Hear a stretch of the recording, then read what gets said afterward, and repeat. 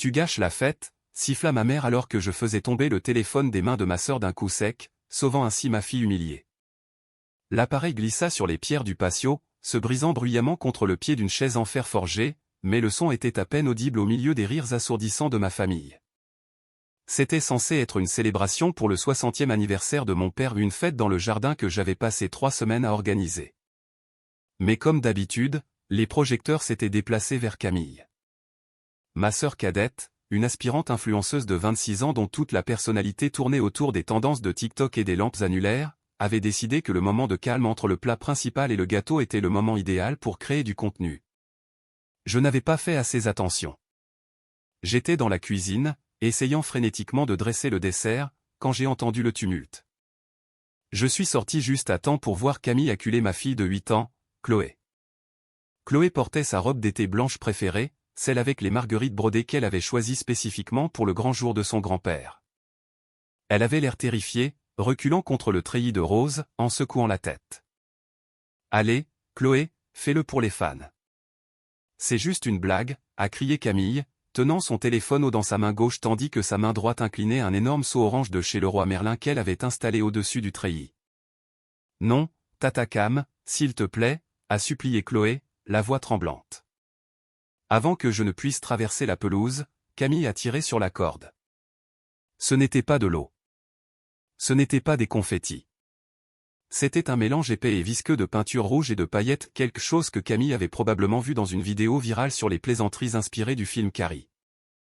Cela a déferlé sur ma fille, ruinant instantanément sa robe, emmêlant ses cheveux et pénétrant dans ses yeux. Chloé a hurlé, un son aigu et perçant de détresse véritable, et est tombée à genoux, se griffant le visage. Et puis les rires ont commencé. Ce n'était pas seulement Camille. Mon père ricanait, une bière à la main. Mes cousins hurlaient de rire. Ma mère frappait dans ses mains, un large sourire sur le visage. « Oh, regardez sa tête! C'est inestimable !» a crié ma mère. C'est à ce moment-là que j'ai craqué. Je n'ai pas réfléchi. Je n'ai pas calculé.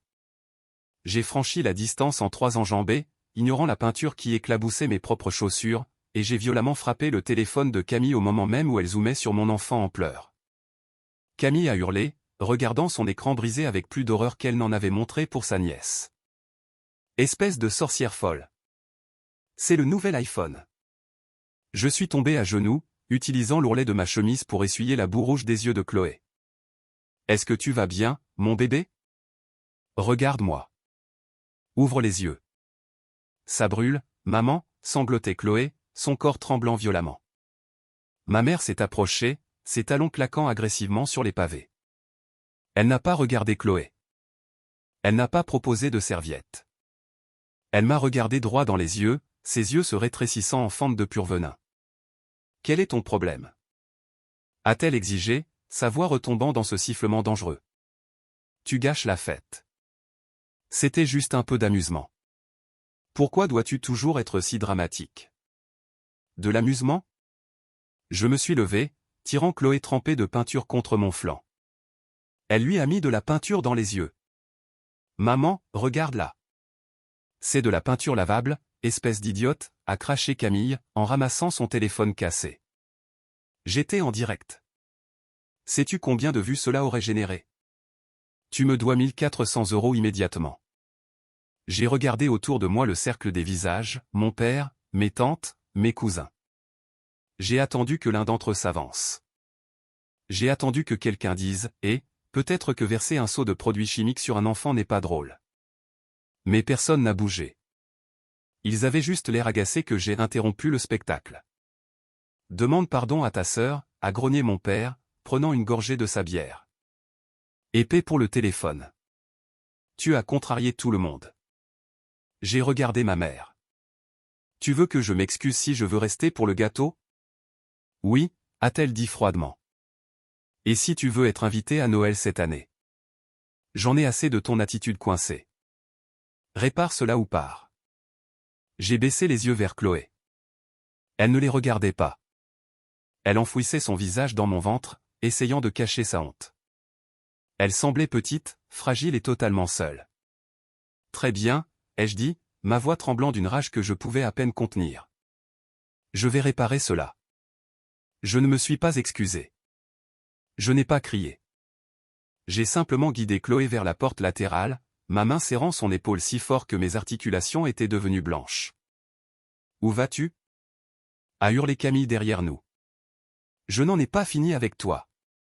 Tu as brisé ma propriété. » « Nous partons, ai-je dit sans me retourner. « Si tu franchis cette porte, » a crié ma mère, sa voix résonnant sur la pelouse impeccablement tondue, « n'ose pas revenir en rampant quand tu auras besoin d'une baby-sitter. Ne reviens pas quand tu seras seul.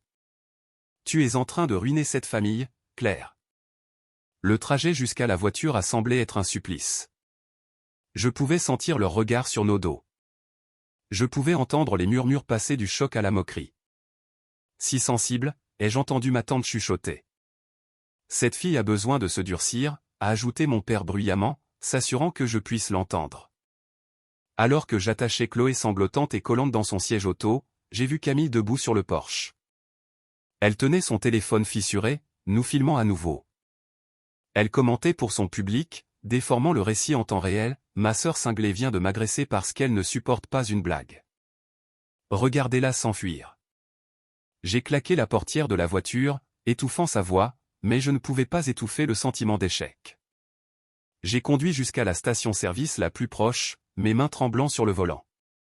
Dans les toilettes, j'ai passé 40 minutes à utiliser des serviettes en papier humide pour frotter la peinture rouge sur la peau de Chloé. Les paillettes étaient implacables. Elles collaient à ses cils, à ses oreilles, au port de son nez. Chaque fois que je frottais, sa peau devenait plus rouge et plus irritée. « Pourquoi est-ce qu'il me déteste, maman ?» a demandé Chloé d'une voix petite et brisée. Elle se regardait dans le miroir sale de la station-service, voyant un monstre taché de rouge. « Est-ce que j'ai fait quelque chose de mal ?»« Non, mon bébé, » ai-je laissé échapper, réprimant mes propres larmes. « Tu n'as rien fait de mal. » Ils sont confus sur ce qui est drôle. « Grand-mère a ri » a-t-elle chuchoté. Grand-mère a trouvé que c'était drôle que je sois blessé. Cette phrase m'a frappé plus fort que la vue de la peinture. Ce n'était pas seulement le narcissisme de Camille, c'était la cruauté de ma mère. Pendant des années, je l'avais excusée. Je m'étais dit que maman était juste de la vieille école, que papa était juste bourru. J'avais joué le rôle de la médiatrice, de celle qui répare tout, du punching ball, juste pour que Chloé reste liée à ses grands-parents. J'avais échoué à la protéger. En nous gardant dans leur orbite, j'avais exposé ma fille à la même toxicité qui avait érodé ma propre estime de moi pendant 30 ans. Nous sommes rentrés à la maison en silence. Notre appartement était petit, un logement au 2e étage de l'autre côté de la ville. Cela n'avait rien à voir avec la vaste maison de maître où vivaient mes parents. En entrant, le silence de notre foyer semblait pesant. J'ai mis Chloé dans un bain chaud pour enlever le reste de la peinture. Pendant qu'elle s'éclaboussait doucement dans l'eau, je me suis assise sur le couvercle des toilettes, fixant le sol. Mon téléphone vibrait sans cesse dans ma poche. Vibration. Maman, Camille pleure.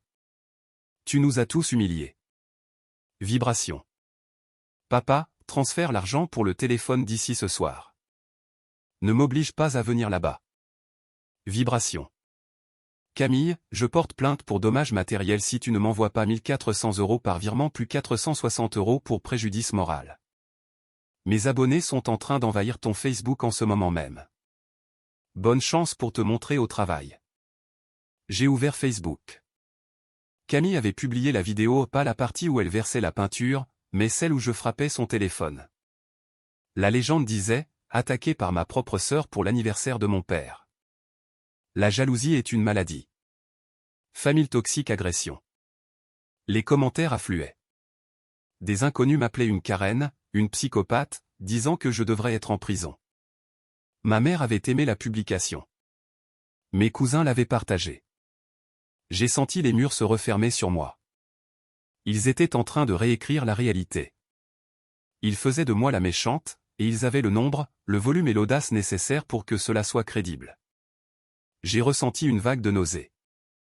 J'avais essayé de fixer une limite et, au lieu de cela, je leur avais donné une arme pour me détruire. J'étais seul, démuni, et à en juger par le ton du message de mon père, physiquement menacé.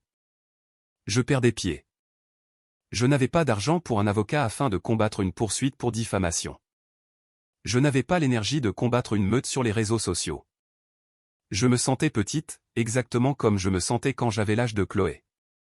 J'ai couché Chloé tôt. Elle était épuisée d'avoir pleuré, ses yeux étaient gonflés et rougis. Une fois qu'elle fut endormie, je suis allé dans le salon et je me suis versé un verre de vin bon marché. Je me suis assise à mon petit bureau encombré, avec l'intention de désactiver mes comptes de réseaux sociaux pour arrêter l'hémorragie. Mais alors que je déplaçais une pile de courrier pour trouver le chargeur de mon ordinateur portable, une lourde enveloppe Kraft a glissé du bureau et a frappé le sol avec un bruit sourd. C'était une enveloppe de la banque. Je l'ai regardée un moment, mon cerveau embrumé par le stress. Puis un souvenir a surgi, vif et froid. Il y a 5 ans, mes parents avaient fait de mauvais investissements. Mon père avait misé sur une entreprise qui s'était effondrée, et ma mère avait refusé de réduire son train de vie. Ils faisaient face à une saisie immobilière. Ils allaient perdre la grande maison, le symbole de statut social qu'ils chérissaient plus que leurs propres enfants. J'étais la seule à avoir un bon dossier de crédit. J'étais celle qui avait cumulé 2 emplois pendant l'université, celle qui avait économisé chaque centime. Ils m'avaient supplié, pleurant à ma table de cuisine, ma mère me tenant les mains, promettant qu'ils changeraient, promettant qu'ils me respecteraient si seulement je les sauvais de l'humiliation de la faillite. Alors, j'ai acheté la maison. J'ai contracté un prêt hypothécaire à mon nom. J'ai utilisé mes économies de toute une vie pour l'apport initial. Nous avons signé un contrat de bail, une formalité, avait dit l'avocat, selon lequel il paierait un loyer qui couvrait à peine les intérêts de l'hypothèque, et je resterais dans mon appartement bon marché. Ils ont pu continuer à vivre comme des rois, prétendant qu'ils étaient toujours propriétaires des lieux, tandis que je m'en sortais de justesse. J'ai ramassé l'enveloppe. Je n'avais pas regardé les documents depuis une éternité parce qu'ils déposaient toujours le loyer par virement automatique quand ils s'en souvenaient. J'ai ouvert le classeur et j'ai sorti le contrat de bail. Mes mains tremblaient, mais pas de peur cette fois. J'ai parcouru le document. Durée du bail, 5 ans. Date de début, 1er juin 2019. Date de fin, 1er juin 2024. J'ai regardé le calendrier sur mon mur. Nous étions le 15 juillet 2024. Le bail avait expiré il y a 6 semaines. Mon cœur martelait mes côtes. Le contrat stipulait clairement qu'à l'expiration, si aucun renouvellement n'était signé, la location devenait à durée indéterminée, résiliable par le propriétaire avec un préavis de 30 jours. Ou, si le locataire avait enfreint les conditions de conduite comme, par exemple, utiliser la propriété pour pratiquer le harcèlement ou des activités illégales, le délai pouvait être accéléré. Je me suis adossé à ma chaise, le papier tremblant entre mes mains. Ils avaient oublié. Ils étaient tellement occupés à jouer au seigneur du manoir, tellement occupés à me traiter comme une servante qu'ils pouvaient convoquer et renvoyer, qu'ils avaient oublié qui détenait réellement l'acte de propriété. Mon téléphone a sonné. C'était ma mère. J'ai fixé l'écran. L'ancienne version de moi-même aurait laissé l'appel aller vers la messagerie vocale. L'ancienne version de moi-même aurait été terrifiée par les cris à l'autre bout du fil. Mais le papier dans ma main me servait de bouclier. J'ai répondu. Allô. Écoute-moi bien, la voix de ma mère était glaciale. La vidéo de Camille a 10 000 vues. Elle va te ruiner. Mais je peux faire en sorte que cela s'arrête. Je peux lui dire de la retirer. Qu'est-ce que tu veux, maman? Tu vas enregistrer une vidéo d'excuses. Tu vas admettre que tu étais jalouse et sous l'effet des hormones. Tu vas payer pour le téléphone, et tu vas donner à Camille 920 € supplémentaires pour sa douleur et sa souffrance. Si tu fais cela d'ici demain matin, nous n'appellerons pas la police. Nous te laisserons revenir dans la famille. C'était un piège parfait et humiliant. Si je faisais cette vidéo, ils me posséderaient pour toujours. Ils auraient la preuve de mon instabilité. Ils s'en serviraient pour se moquer de moi pendant des années. Et si je ne le fais pas? Ai-je demandé calmement. Alors tu es morte pour nous, a-t-elle craché. Et ne pense pas voir ton héritage. Nous allons te couper les vivres complètement. Tu ne sauras plus rien. Héritage. Le mot m'a presque fait rire. Il n'y avait pas d'héritage. Il n'y avait que des dettes dans la maison que je possédais. D'accord, ai-je dit. Je comprends ta position. Bien, a-t-elle dit, prenant mon calme pour de la soumission. Envoie l'argent ce soir. Ne nous fais pas attendre. Elle a raccroché. Elle pensait avoir gagné. Elle pensait m'avoir écrasé dans la poussière.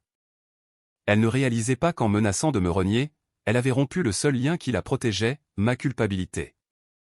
Je n'ai pas dormi cette nuit-là. Au lieu de cela, j'ai passé les heures entre minuit et l'aube à rédiger des documents et à élaborer des plans. Je n'ai pas pleuré. La partie de moi qui pleurait autrefois à cause d'eux était morte au moment où j'avais vu ma fille essayer d'enlever la peinture de ses yeux pendant que ma mère riait. À 8 heures du matin, j'ai appelé une agente immobilière que je connaissais depuis l'université, une femme redoutable nommée Émilie qui se spécialisait dans les ventes rapides en espèces à des investisseurs. J'ai une propriété, lui ai-je dit. Emplacement de premier choix en périphérie de la ville. Je veux la vendre en l'état. Pas d'inspection, conclusion rapide. Je me fiche de perdre un peu sur la valeur marchande. Je veux qu'elle soit vendue dans 30 jours. Est-elle occupée par des locataires? A-t-elle demandé. Techniquement, non, ai-je répondu. Le bail a expiré. Ce sont des occupants sans titre restés sur les lieux. À 9 heures du matin, je suis allé à la banque et j'ai bloqué le transfert entrant provenant du compte de mon père. Je n'acceptais plus un seul centime. Accepter le loyer aurait impliqué un renouvellement de l'accord mensuel. À 10 heures du matin, j'ai engagé un huissier de justice. Je n'allais pas annoncer la nouvelle moi-même. Je n'allais pas leur donner la satisfaction d'une dispute hurlante. 2 jours plus tard, la bombe a explosé.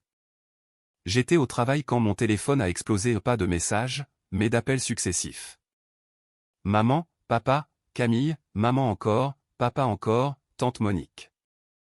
J'ai laissé sonner. J'ai mis le téléphone sur ne pas déranger et je me suis concentré sur mon tableur, ressentant une légèreté étrange et froide dans ma poitrine. À l'heure du déjeuner, j'ai écouté le premier message vocal. Claire, qu'est-ce que c'est que ça? La voix de mon père semblait confuse, presque petite.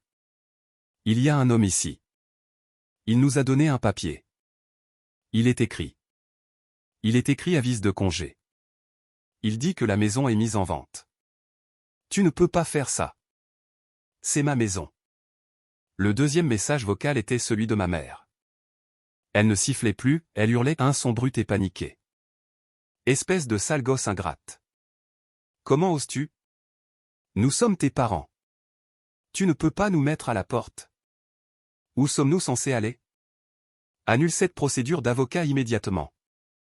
Le troisième était de Camille. Tu ne peux pas vendre la maison. Mon studio est ici. J'ai des contrats avec des marques. Tu es littéralement en train de ruiner ma vie. J'ai finalement tapé un seul message texte. Je l'ai envoyé à une discussion de groupe les contenant tous les trois. Vous m'avez dit que je gâchais la fête. Vous m'avez dit que j'étais morte pour vous. Vous m'avez dit de ne pas revenir avant d'avoir payé. Eh bien, je vends la maison pour récupérer mes frais. Vous avez 30 jours pour évacuer les lieux. Les serrures seront changées le 15 août. Ne me contactez plus ou je demanderai une ordonnance de protection. Toute communication passera par mon avocat. Puis je les ai bloqués. Tous. Le mois suivant fut un tourbillon de menaces juridiques de leur part, qui se sont toutes effondrées parce qu'ils n'avaient aucun argument valable. Ils n'avaient pas de bail. Ils n'avaient pas de titre de propriété. Ils n'avaient rien d'autre que l'arrogance que j'avais subventionnée pendant 5 ans. Émilie a vendu la maison à un promoteur qui prévoyait de tout refaire à l'intérieur. La date de clôture de la vente a été fixée au lendemain de la date limite de leur expulsion. Le dernier jour, je suis passé devant la maison en voiture. Je n'y suis pas entré. Je me suis garé plus loin dans la rue et j'ai regardé. J'ai vu un camion de déménagement, trop petit pour tous leurs meubles. J'ai vu mon père jeter des cartons à l'arrière, paraissant plus vieux et épuisé. J'ai vu Camille assise sur le bord du trottoir, en pleurs, tenant son téléphone. Mais pour une fois, elle n'enregistrait pas, elle avait juste l'air perdue. Ma mère faisait les 100 pas dans l'allée, hurlant sur les déménageurs, mais ils l'ignoraient. Ils quittaient le royaume que j'avais bâti pour eux, retournant à la réalité qu'ils avaient tant essayé de fuir. Ils allaient devoir louer un petit appartement maintenant. Camille perdrait son décor esthétique. Mes parents perdraient leur statut dans le quartier. J'ai ressenti une douleur fantôme dans ma poitrine, le fantôme de la fille qui voulait simplement qu'il l'aime. Mais ensuite, j'ai regardé dans le rétroviseur. Chloé était sur le siège arrière, lisant un livre. Sa peau était nette. Elle fredonnait une chanson. Elle a levé les yeux et a croisé mon regard dans le miroir. « Est-ce que nous allons dans la nouvelle maison maintenant, maman ?» a-t-elle demandé. Avec la plus-value de la vente de l'argent qui m'appartenait légalement, j'avais versé un acompte pour une magnifique maison de ville 3 communes plus loin, dans un district scolaire où personne ne connaissait Camille ou ma mère. Oui, mon bébé. J'ai souri, et cette fois, cela se voyait dans mes yeux. Nous rentrons à la maison. J'ai passé la première et je suis parti. Je n'ai pas regardé l'allée derrière moi. Je n'ai pas regardé le chaos que j'avais causé. Ils avaient voulu un spectacle. Ils avaient voulu du drame. Finalement, je leur avais donné du contenu qu'ils pouvaient réellement utiliser.